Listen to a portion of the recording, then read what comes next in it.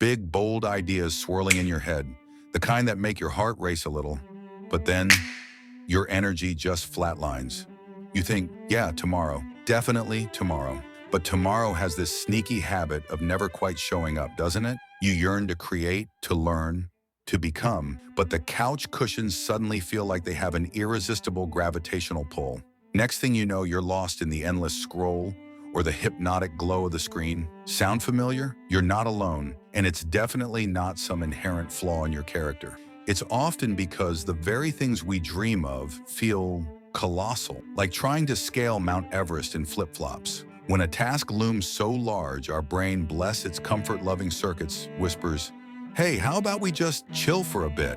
And just like that, inertia wins. But here's the empowering truth. That feeling of laziness, that resistance to starting, isn't some fixed trait. It's more like a well-worn path in your mind, a habit. And just like any habit, it can be rerouted. Think about those times you felt utterly paralyzed by a goal, saving for something big, but the idea of sacrificing every little pleasure felt suffocating. Wanting to get healthy, but the thought of grueling workouts every single day felt utterly draining. It's not a lack of desire, it's our brains instinctively shying away from perceived pain and seeking the familiar comfort zone. But guess what? We can be smarter than our own brains. We can learn to trick that resistance. Here are 3 surprisingly simple yet profoundly effective strategies to help you break free from that inertia and start moving towards what truly matters to you. First, shrink the monster. Those grand visions, they can feel terrifying in their entirety. So let's play a little mind game and make them tiny. Want to finally write that philosophical treatise that's been brewing?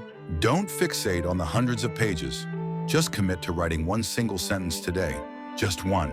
It feels almost ridiculously easy, right?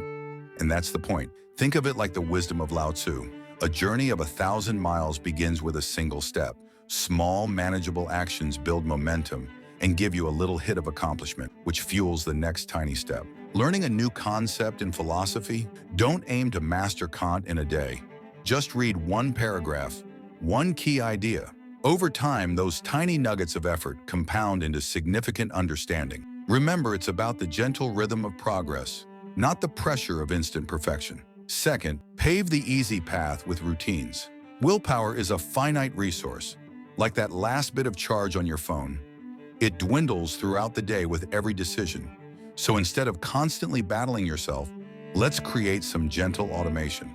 Want to dedicate time to philosophical reading? Place a book by your favorite armchair. Want to cultivate mindful reflection? Set a specific time each day, even just 5 minutes after your morning coffee. These little structures act like training wheels, making the desired action the default, the path of least resistance. As Nietzsche wisely said, the secret for harvesting from existence, the greatest fruitfulness and the greatest enjoyment is to live dangerously. But living dangerously doesn't mean chaotic bursts of effort. It often means consistently showing up, guided by simple routines that remove the friction of starting. What's one tiny routine you can weave into your day, starting right now? Maybe it's jotting down one philosophical question that intrigues you each morning. Small, consistent nudges are surprisingly powerful. Third, embrace the power of 2 minutes. The biggest hurdle is often just getting started. That initial push feels the heaviest. So make a pact with yourself. You'll dedicate just 2 measly minutes to that thing you've been avoiding. Want to delve into a complex philosophical argument? Just read for 2 minutes. Want to declutter your thinking space? Just tidy one corner of your desk for 2 minutes.